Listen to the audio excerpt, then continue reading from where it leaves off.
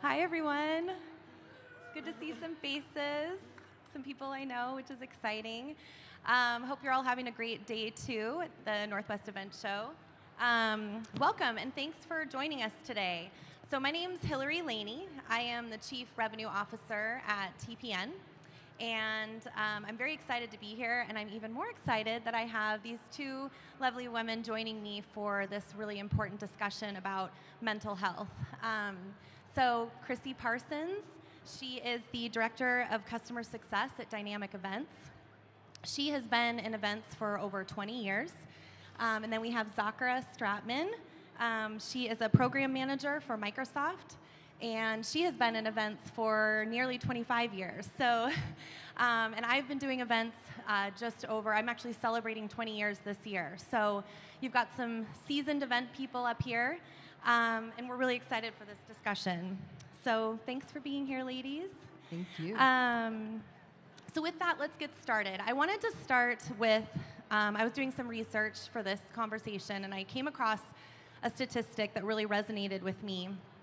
It's according to a recent study by the American Psychological Association of more than 3,000 U.S. adults, and it says that 45% reported a mental illness in 2023 compared to 31% in 2019. So this is important to me and had a huge impact on me because I'm actually part of that 45%. I really struggled during the pandemic. At the time, I was a new business owner. And I think I'd only been a business owner for about 3 years when it hit. And I went through some hard times. We all did, right? As an event industry, things shut down and times were hard. And my experience with that, I had 3 kids at home. My husband had been laid off. And I lived in Seattle, in the city. And for any of you who are locals, you know the changes that were going on, especially at that time in the city. And it all that weight on my shoulders had a huge impact on my mental health. And what's crazy about this is that it took me about 2 years to seek any help. I was going through all this and feeling the emotions, but I didn't quite understand. I'm a generally half glass full kind of person. For anyone who knows me, that's just how I approach life. And so I just kind of kept thinking, like, things are fine. But it eventually got to a point where I realized day after day I'm feeling this heavy weight, and it's not going away. And so I went to my doctor, and I don't know, at your annual physical, whatever, they always give you that questionnaire, and it indicates whether or not you're dealing with anxiety or depression. And I was shocked when I answered those questions. I was like, wow, I'm actually answering yes to a lot of this. And come to find out, that's exactly what was going on. So I was diagnosed, and that immediately, I'm an event planner, so I immediately went into problem-solving mode and tried to figure out, how do I get through this? And it really, I dug deep and really realized that so much of it was about self-care and needing to pay attention to what I need as an individual and not letting all these other things in my life always come first. And so one thing that I think is really important for all of us, anyone who's experiencing this or knows someone that's experiencing this, is to talk about it. So that's why we're having this discussion today. I'm a huge advocate for communication with others around topics like this so that we can break down some barriers and start to solve it and really, put some good tools to use. So thanks for joining us. That's kind of my story. Now I get to turn it to my guests, let them be the focus. So to start for everyone, excuse me, can each of you just share your journey in the event industry, maybe talk about some of the ups and downs that you've been through, some of the struggles, and how that had an impact on you and what that experience was like. Whoever wants to start. Yeah, hi everybody. Thanks, Hillary. My name's Chrissy Parsons, and my pronouns are she, her, hers. And I, like Hillary said, have been in the industry for about 20 years and started out doing farm shows in Iowa. So for those of you who don't know that, there are farm shows in cornfields, and it's really fun and wild to be a part of, and made my way to Seattle to start working on Microsoft events. So from one extreme to the other. And I really could attribute some of my mental health journey being a before and after. And I think a lot of you could probably resonate with that. There's likely something that has happened in your life that you were one way before it and you're one way after it. And for me, it was starting a family. And before that, I was very much uber committed to my job, to working, as we all know, 16, 18, 20 hours a day sometimes. But really, after having my family, I had to take some time to reevaluate and start setting boundaries for me personally in order to be successful in work and at home. And that really is something I think all of you can resonate. And today, as we continue this conversation, I hope that you take some ideas on how you can recognize the signs of burnout in yourself and in others and how you can support them. Zachara? Hi, I'm Zachara Stratman. I use she, her pronouns. I started in events in the year 2000. Big Microsoft technical training events. And the very first one in my new job was to go down to San Diego, and we ended up having, unfortunately, a death in the family of my ex-husband's grandmother. And turns out that I had a 3.5-year-old at home, and I had to take her with me, had to take a friend with, and we joked around about how at night she would come with us with the event team, and we would go to dinner and do different things, and I had no idea at that point what type of roller coaster my life would be on. Found a way to be able to manage that for a while, but it was definitely challenged, and then moved into learning and development and developed a virtual learning platform that ran globally 24/7 for 2 weeks. And I found myself being up 24/7 almost, and really not seeing my family, not knowing which side was up after that, because we had built it from the ground up. In fact, worked with Hillary and her organization at the time. And I realized that even though I was stuck in a room on a computer all day long, I wasn't running around a big event hall or something like that. I completely was flat out, was not seeing my family, not any of that, and realized how important it was to really focus on finding a balance.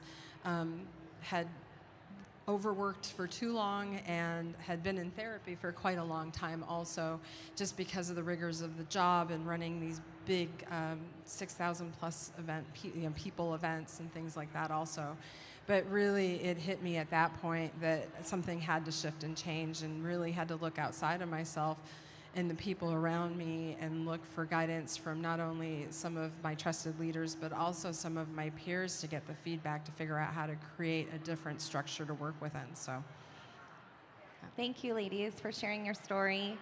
So I think one of the biggest challenges that we're faced with when it comes to mental health is knowing when we're struggling. I mentioned to you it took me 2 years. That's such a long time to even realize that this was happening. It's not like physical injuries. You sprain an ankle, you stub your toe, whatever, you know what that is. You can go to the doctor and you can point to it. I think part of the challenge is people can be struggling with this and not even realize it, or the people around them can be struggling with it and you may not even realize that. So I'm curious, how have you both recognized signs of burnout, stress, anxiety in your life, in yourself and or in your team, which I think is just as important, and how have you acknowledged these signs? So Chrissy, do you want to start with that? Yeah, I'd love to, because where I work, I want to really talk about how we support our team, and I'm sure all of you in some capacity are probably working with a team, and we really pay close attention and focus on our individuals on the team. And one way we do that and can recognize if somebody is getting close to burnout is we track hours. And even if you don't have to track hours for billable work, you should track your hours. And it's really critical, because what we can see is having true data that tells us how much people are working. And we all have different capacities. Hillary's 40 hours a week may look like somebody else's 60 hours a week. And we just really do have different capacities that each of us can do. So as we have that data, we're able to really reach out and recognize when people have been working at our baseline of 40 hours a week and over that for far too long. And that's a sign to us that somebody's reaching burnout, that somebody is getting to the point that they need support. And what we do is we know our team. We know our team so well. And again, it's about community and networking. So we reach out, we have the conversation. And I will say that we don't come in our white horse and take away all the work, because the work's still there, right? We all know that, but we provide strategies and coaching on how to deal with that and doing different things, such as help, when you're so busy and you can't see the forest through the trees, like that is where people get to, and they're like, I just don't know where to start. And we say, let me help you. Let's work on this together. Let's find a solution. Maybe that's bringing in another support person. Maybe that's helping them realize what they can delegate, and really maybe helping them realize what they could drop. I kind of love those 3 words, do, drop, delegate, and deciding exactly what you can do with that. So ours is all about really the team and recognizing in them when they may be getting close to burnout. Great, thanks, Chrissy. Zachara? Yeah, I think my piece is really about knowing yourself. We have so much noise coming at us all the time. Our phones are on, we look at it first thing in the morning, and we have them with us throughout the day. We're busy, and events, it's nonstop. So before you get into those environments, how do you check in with yourself? Do you take the 5 minutes? We kind of joked around as we were prepping, but it wasn't really a joke. The going in the bathroom and just sitting down and crying for 5 minutes because you're so darn stressed out. I see some people shaking their heads, yes. Before you get into that, what are those things that you do to feed yourself, to check in with yourself, to take a moment, to take a pause, to know what those lines are?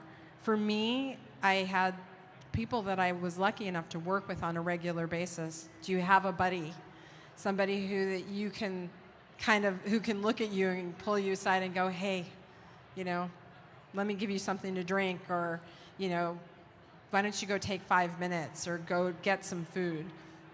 Is it the fact that you just need to go hide for a few minutes? But what are your telltale signs that you're reaching that threshold? And know those before you go into those environments, or have somebody that's helping you with that, because it can make a world of difference, because we get so focused that we forget to pay attention to ourselves, right? That's great. So setting boundaries is crucial in life. They help us stay true to ourselves, and they protect us from pain. And they're especially good for preventing burnout. Can you both provide, this is a hard thing for a lot of people to do, especially in the event industry, I feel like, because we're all answering to some higher up or stakeholder or the attendees. We all have these demands that come from different places.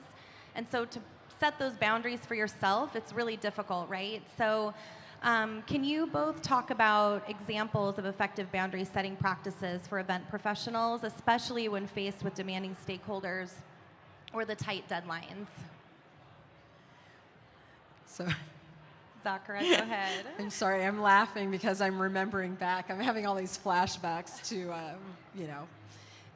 setting stages for people, including myself. So I joke around about the project management triangle, which is sort of a way that I leveraged a process tool to help me set a boundary in my work, especially when I was running events with people where I had leadership, to your point, above me, and I was one of the people who was trying to set all the structure in place.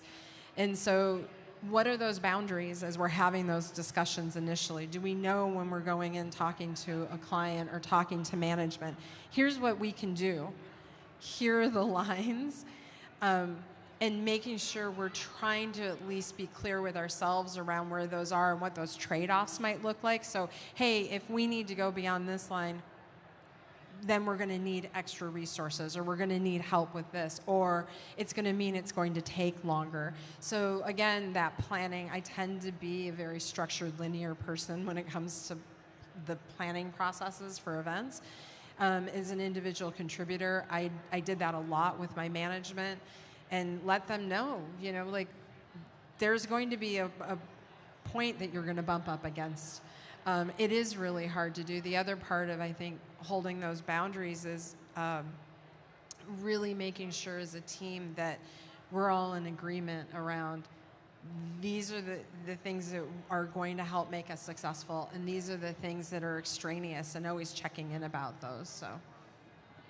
Yeah, I love that. I think that leads into my comment about team, right? You're talking about a team, and I think when we build trust within our team, with our clients, with our vendors, it takes years to do that sometimes, but when you build trust, you can set those boundaries, and then your client, I'm going to say your client, but I know we're all in different roles here, but then they know it's going to get done. And it took a long time for me to do that. Right now, I feel like I can, let things go a little bit, and maybe I miss a deadline, but I have built trust with those around me, and I'm communicative, and I'm transparent, and I'm upfront about it. And so I think that that's really important when setting boundaries. I also think, the last talk, if you were here, I think he gave great advice. Turn those notifications off. That is like the biggest boundary setting tool that I used starting about 6 years ago.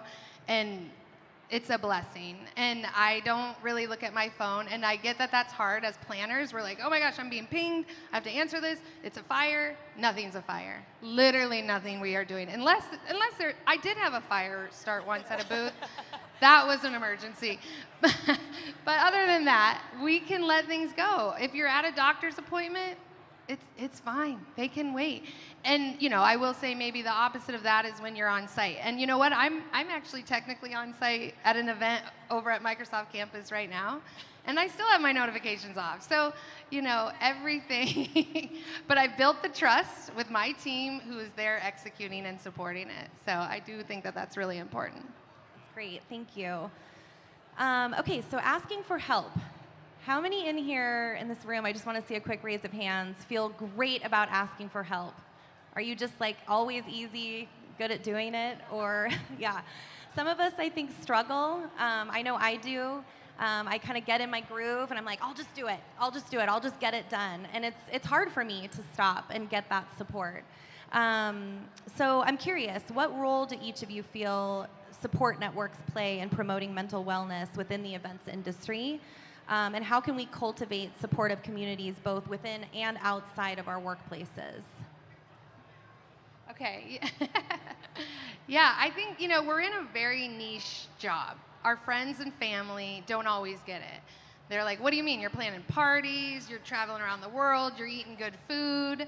They don't always get it, but being able to communicate within our communities and being able to be empathetic with each other in this community right here is very freeing. And we can be vulnerable, we can talk about what we need to talk about and be met on the other side with grace, really. And, I have this little quote that someone named Satya Nadella, I don't know if you guys know him, Who's but that? he says, empathy makes you a better innovator.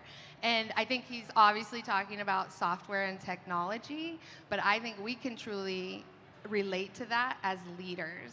As we empathize with our community, our support group, our network of people, we're going to be able to innovate even more and work together to shared successes.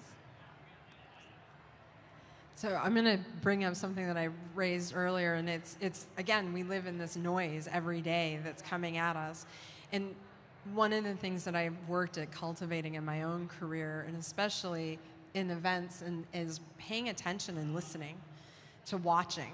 So I know for me, a lot of times, I wasn't the front line. I wasn't the person in charge of this 6,000 plus person event, but I was part of a team, and I would sit and watch and listen when people were checking in, or I would just kind of take in what was happening and who looked like they needed help, who looked like they were stressed out. Because when you work with people enough, you start to pick up on that energy. I mean, most of our language and interactions are not the words coming out of our mouths, it's our body language. So what is that? So even in the times, because I stink at asking for help, I knew because of that challenge within myself, how could I lend my own help or be of service to the people around me? And so I found that, you might see that those people exist and that you might want to connect with them and figure out, okay, I can ask that person, they're safe. Or I had managers who would check in with us regularly, right? We had that community, again, of people that just looked out for each other, but we were celebrated, we were paid attention to. There were things that built that trust that you talked about earlier that also really helped, so. Great. Okay, so my next question, how can event organizations and leaders create a culture that prioritizes mental health and well-being among their team members? So I think this is really important because it's kind of that safety thing that you just alluded to. It's like, individually, it's really challenging to change the way this industry operates, right? But if we can change the culture around it and get to a place where there's an open dialogue and people feel safe opening up when they're in that place, and it's not going to have a negative impact on their career or their position within a company, I mean, it would be amazing, because then we can actually solve this and help people and get people the resources that they need. So any thoughts on that from you two, and how organizations can do that and create that culture? Yeah. We both come from really great cultures, I think, Microsoft and at dynamic events. What we do is we lead by example. I mean, it sounds so simple, but our leadership team truly leads by example, and we are talking about it. We talk about it all the time. And in the beginning of the year, I'll tell you a little story that we have a theme called Fill Your Cup Daily, and we've all heard that, right? We all know what that means. And maybe we hear it and we let it go. But at our company, we talk about it. We put a stake in the stand. We made people fill out a piece of paper that said what they were going to do daily to fill their cup. And then we bring it up and we weave it in our messaging, in our company meetings. And again, we show up and we talk about it. And I think, in the past few years, that's definitely what we've heard, is everybody needs to talk about it. And at the company level and team level, that's really where it starts. And, we need to be showing up as we want our team to show up. And going back a little bit to setting boundaries, I just think leading by example is a really important statement. Because, if you're on PTO as a leader and you're answering emails and calling people and checking in, what is that doing to your team? And how are you showing them that it's okay to disconnect, that it's okay to take time for yourself and your mental well-being, whatever that be? So that's kind of my biggest thing, is just lead by example, practice what you preach, all those things. It's very important. That was really good. Thank you. I'm like, I don't know if I have much to add to that. I think it's really important to be vulnerable and be open with the people you're working with, within reason, obviously.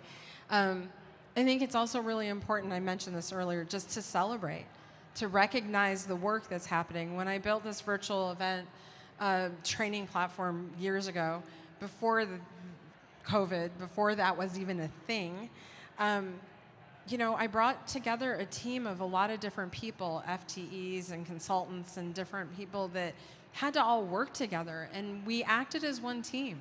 Nobody was different than anybody else. Again, that leading by example was really key, but then when things went well or when we made certain milestones, we celebrated, we got together, even though we all lived in different places and we we're on a screen most of the time, which makes everything so much harder, especially running an event. I think it was so vital that we took those times to just recognize each other, to give each other a pat on the back, and to be there. And to, again, what you said, you're leading by example by doing it. But also the thing that I learned was being open and sharing with people when it was challenging, when people had family, issues coming up. It's like, no, please go. We'll take care of that. And I'm going to share one more thing really quickly that I wasn't sure I was going to share. So I lost my 22-year-old daughter 6 years ago. And I don't say that to be like, oh, pity. The thing that I learned from that about team and cultivating trust and all of those pieces is I was actually a consultant at the time. If I didn't work, I didn't get paid. My team circled around me, and they picked up all my work so that even though I came back to work because I needed to in some ways, it was a really light load. And I think those kind of things, like that trust, that way of being vulnerable and open with people, to know when you have those connections to allow people to hold you also is really important, because we always think we need to be self-sufficient and strong and stand on our own, but we need community. We are not solitary single individuals moving through the world. We need each other. And so I share that as an example of like, I couldn't have made it through that time. I couldn't have paid my bills. I couldn't have taken care of my living child, all of these things, had I not really leaned into having these people, like letting them take care of me and help me. So that's beautiful. Thanks, Sakura, Thank you for sharing. Yeah. Thanks for sharing that. So I did get a 10-minute warning, so I want to be mindful of my time here, and I want to allow people in the audience if you all have any questions. So I'm going to try to stop at about 5 till. So I'll ask one more question, and then we'll break. Okay. So we've talked a lot about the pressures and stresses. We all know this. We're event planners. We're in the event industry. We know the demands and the impact that it has on our people. So I would love to hear what you do that helps you keep sane. That self-care piece that I talked about earlier. What do you both do to do that? I mean, our job is one thing, but it's not the only thing, right? So what do you some tips for people. What do you do? Chrissy told me I had to go. She has really good stuff. Boy, 25 years of getting my behind handed back to me. I've learned a couple of things. What do you love? What makes you laugh? What makes you happy? What brings you joy? Go do that. And keep cultivating that. I love working in my garden. I had a black thumb 25 years ago. But now it's green because I can grow things. It helped that I was married for a while to an organic farmer, but I did it on my own after I divorced him. I grew all my plants after I divorced him, and he didn't help me. So I'm just saying. Take that. It's a different story for a different day. I am a certified Kundalini yoga instructor because I love it, and I found peace in it, and it helped me. Just going for a hike in the woods.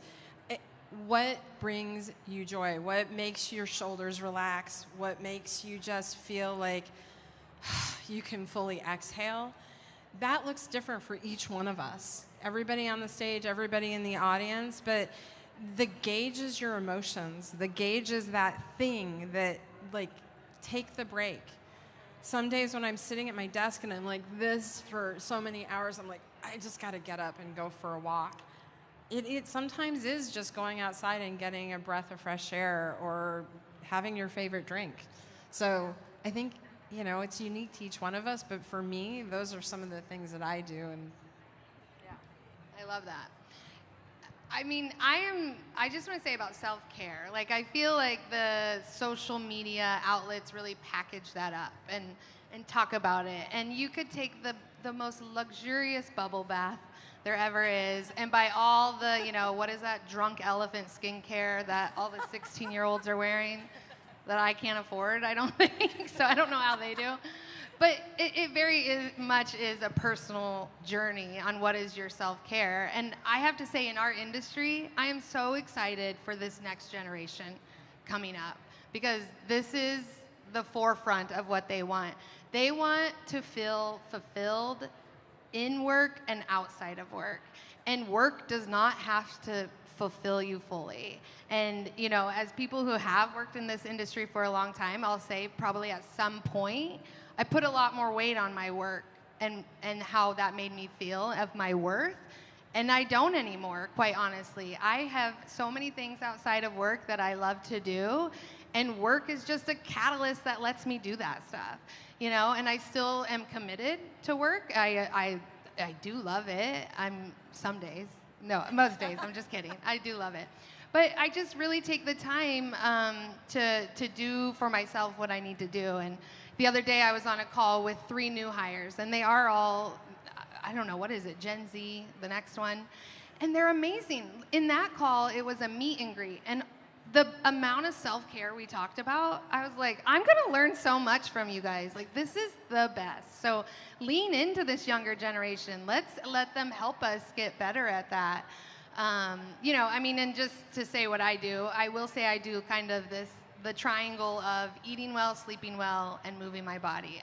It's so true that when those 3 things are in sync, you feel great. And when one of them's out of sync, you don't feel great, and you know what you need to do. And you know, even right now, I can honestly say I'm a little out of sync. I've had to travel a lot this month.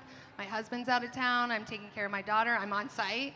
Not here, but I'm on site. So, you know, it's a lot. And last night I said, I gotta move my body, and it made me feel so much better. So really digging down and finding out what works for you. Great. Thank you, ladies. Thank you so much for joining us today, and thanks for everyone who joined us in the audience. We just want to leave you with one final thought, which is grace. Give it to yourself, give it to others.